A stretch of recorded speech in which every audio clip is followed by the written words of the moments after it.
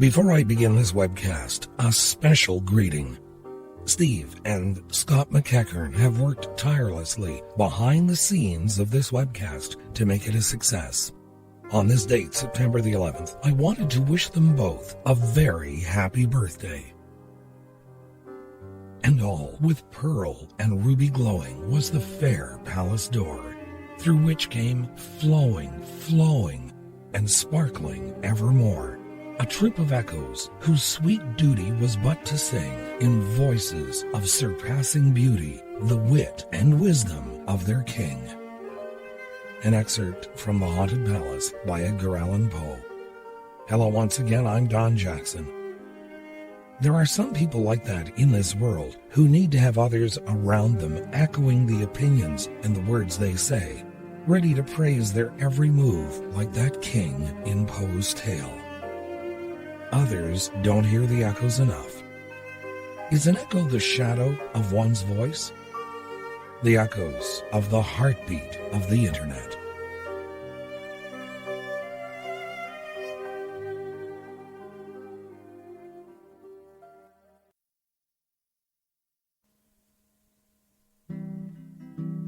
One of my very old Britannicas featured this legend, and I quote, "The early Greeks, ignorant of the laws of nature governing the origin of echoes, created the legend of Echo. She was said to be a lovely nymph who had one bad fault. She talked too much. To punish her, the goddess Hera forbade her ever to speak without first being spoken to, and then only to repeat what she had heard. Saddened by her fate, Echo roamed about the woods and rocks, repeating the words of others. One day, she saw the handsome youth Narcissus. She fell in love with him at once, but he did not know how to return her love. Echo pined away until nothing was left of her but her voice. It continued to haunt forests, dells, and caves, answering the calls of others." End quote. We're also told the reason why he ignored Echo was because of the fact that he fell in love with his own reflection in a forest pool. This is an excerpt from The Language of Flowers, written and edited by Sheila Pickles, published by Harmony Books, and I quote, "There, in the water, he saw another face rise up to meet his own as he leant over. He plunged his arms into the water without success to catch the lovely spirit who dwelt there. He sang out to the beautiful creature, but the only answer was the faint, sad echo from the distant mountains. Finally, he began to pine and fade, just as Echo had done in her turn, with the sad hopelessness of unrequited love." End quote. The gods, not always cold-hearted beings, took pity on this self-centered boy and turned him into the flower that now bears his name, and that, as legend has it, still grows every year by the banks of that very same pool. You will have no problems finding this pool because of the flower that sprouts from its banks.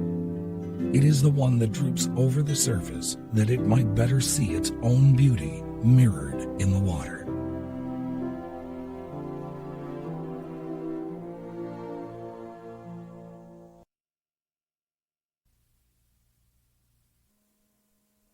This source also provided a little more information. There are many places celebrated for their remarkable echoes. In Woodstock Park, England, there is an echo which repeats from 17 to 20 syllables clearly. A marvelous instance of a compound echo was found in an old palace in Milan, Italy, where the report of a pistol was repeated more than 50 times. Caves and underground tunnels are very favorable for the production of echoes. The Great Mammoth Cave in Kentucky reflects voices in such a way that the echoes blend into a very harmonious result. A stream called Echo River flows through part of the cave and is still at work making it larger. Fingal's Cave on the island of Staffa off the coast of Scotland presents another such example. At the end of this famous grotto is a small opening from which come organ-like tones, the echoes of the waves without. Even clouds reflect sounds. When a cannon is fired under a cloudless sky, the report is heard only once. But if there are heavy clouds overhanging, the report is echoed and re-echoed like a roll of thunder. It is also a fact that the rumbling of thunder is due to the many reflections by clouds of the sharp crack of the lightning flash.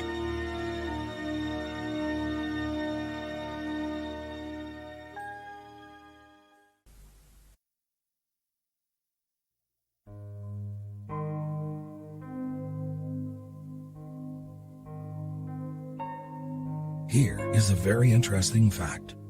Ken Fuskin in The Laws of Ducks writes, and I quote, "A duck's quack doesn't echo. No one knows why. Restatement, sometimes there is no answer." End quote. But there is one place in the world that people travel to in order to hear an incredible echo. The Taj Mahal. Built by a grieving Shah Jahan for his bride, his queen, Mumtaz Mahal, who died in 1631 during childbirth. This white marble work of art, built over 22 years with the help of 20,000 skilled tradesmen, is still standing today, still capable of producing an echo in its translucent dome that can hold a musical note for 15 seconds. Anyone who has ever traveled to hear the sounds inside the dome at the Taj knows about the echo there, an enduring tribute to love.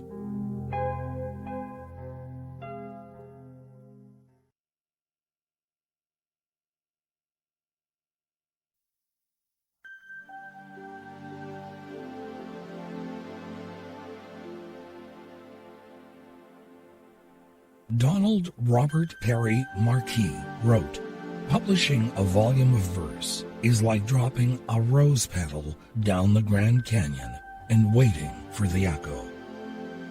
I would imagine the Grand Canyon is echoing even more than usual with a glass-bottomed, horseshoe-shaped walkway that has been built that allows visitors to walk out over the canyon floor far below. It stands 21 meters beyond the canyon's rim.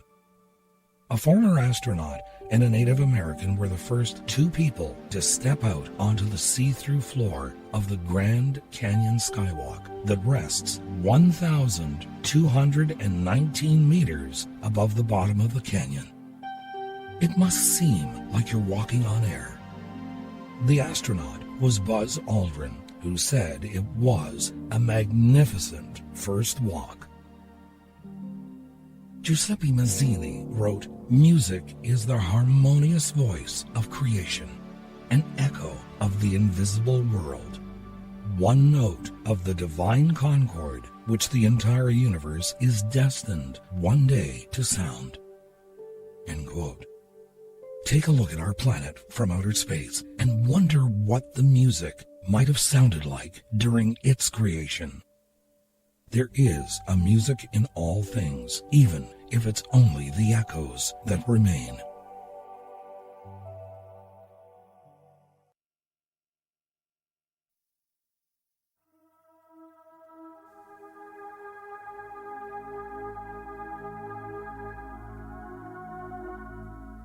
Do you remember the first time you heard your echo? Consider this story by an unknown writer. A son and his father were walking in the mountains, and suddenly his son falls, hurts himself, and screams. To his surprise, he hears the voice repeating somewhere in the mountain. Curious, he yells, "Who are you?" He receives the answer, "Who are you?" Angered at the response, he screams, "Coward!" He receives the answer, "Coward." He looks to his father and asks, "What's going on?" The father smiles and says, "My son, pay attention." And then he screams to the mountain, "I admire you." The voice answers, "I admire you." And the man screams, "You're a champion." The voice answers, "You are a champion." The boy is surprised, but does not understand. Then the father explains, people call this echo, but really this is life. It gives you back everything you say or do. Our life is simply a reflection of our actions. If you want more love in the world, create more love in your heart. If you want more competence in your team, improve your competence. This relationship applies to everything in all aspects of life. Life will give you back everything you have given to it. Your life is not a coincidence. It's a reflection of you. End quote. And Mother Teresa said, kind words can be short and easy to speak, but their echoes are truly endless.